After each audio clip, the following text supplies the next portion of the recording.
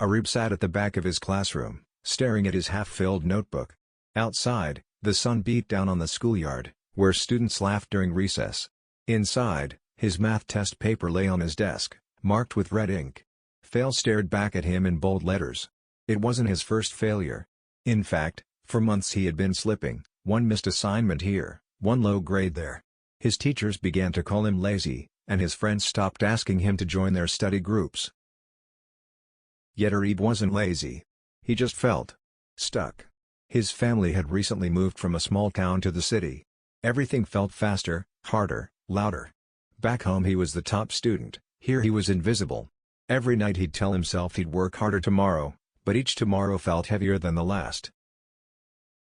One afternoon, as Arib walked home from school dragging his bag behind him, he noticed an old man sitting on a bench near a park. The man was sketching in a notebook with a trembling hand. Curious, Arib peeked over. The drawing was a perfect bird in flight. "You're good," Arib said softly. The man smiled. "Thank you. I draw every day. That's how you get good at anything, by showing up every day, even when your hands shake." Arib sat beside him. "But what if you're no good at the start?" The man chuckled. "Everyone's bad at the start. The trick isn't talent, it's patience and practice. Think of a seed. It doesn't become a tree overnight.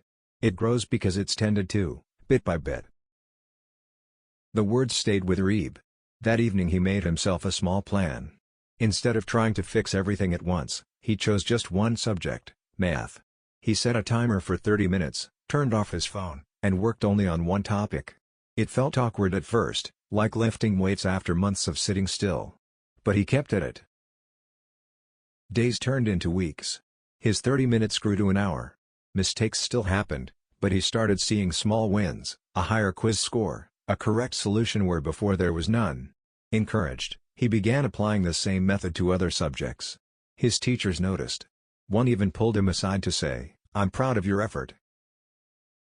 Still, the biggest change wasn't his grades, it was how he saw himself. He stopped comparing himself to others and started measuring his progress against yesterday. Even his classmates began asking him for help. "You're lucky you're smart," one said. Arib smiled, remembering the old man. "It's not luck. It's showing up every day." Months later, Arib stood at the front of the school assembly, receiving a certificate for Most Improved Student. He looked out at the crowd of faces, some of them looking lost the way he once had. Holding the certificate, he realized the paper was only a symbol. The real reward was the discipline and resilience he had built, something no one could take away. After the ceremony, he walked past the park bench but didn't see the old man. On impulse, Arib opened his notebook and began sketching a bird in flight, smiling at how clumsy his drawing was. Every day, he whispered to himself. Just show up every day. Moral of the story: success in studies, and in life, isn't about instant brilliance.